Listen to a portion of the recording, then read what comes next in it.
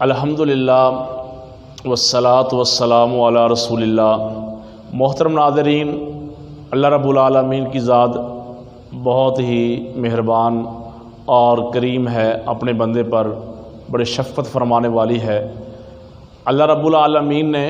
انسان کو کسی بھی نیکی سے محروم نہیں کیا۔ یہ قربانی کے ایام ہیں، اللہ رب العالمین نے غریب، فقیر، تنگ دست کے لیے بہت ہی آسانی پیدا فرمائی ہے۔ پیارے نبی علیہ الصلاۃ والسلام نے اپنی امت کو ایک ایسا عمل بتایا ہے کہ اگر وہ کر لے، کوئی بندہ بھی اس عمل پہ عمل کر لے تو اللہ رب العالمین اس کو قربانی کا ثواب دیتا ہے، اور بڑے جانور کی قربانی کا ثواب ملتا ہے۔ آپ صلی اللہ علیہ وسلم نے فرمایا، صحیح بخاری کی حدیث ہے، مانک تسلا یوم الجمعۃ غسل الجنابہ، کہ جو بندہ جمعے والے دن غسل کرتا ہے، ثم راح الی المسجد، پھر وہ مسجد کی طرف گیا، پہلی فرصت میں مسجد کی طرف گیا خطبہ سننے کے لیے، جمعہ کی نماز کی ادائیگی کے لیے، آپ صلی اللہ علیہ وسلم فرماتے ہیں فکأنما قرب بدنا، گویا اس نے ایک اونٹ قربانی کیا، گویا اس بندے کو اونٹ کی قربانی کا ثواب ملتا ہے۔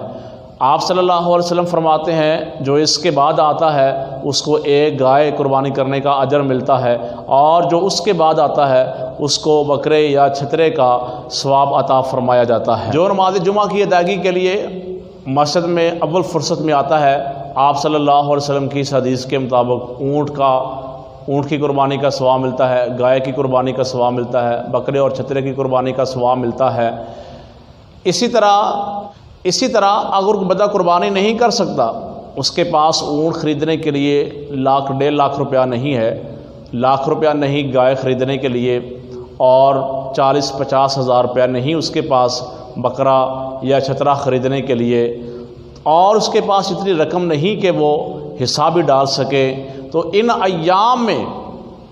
یا دیگر ایام میں وہ اگر اس حدیث پر عمل کرتا ہے، یعنی جمعے والے دن غسل کر کے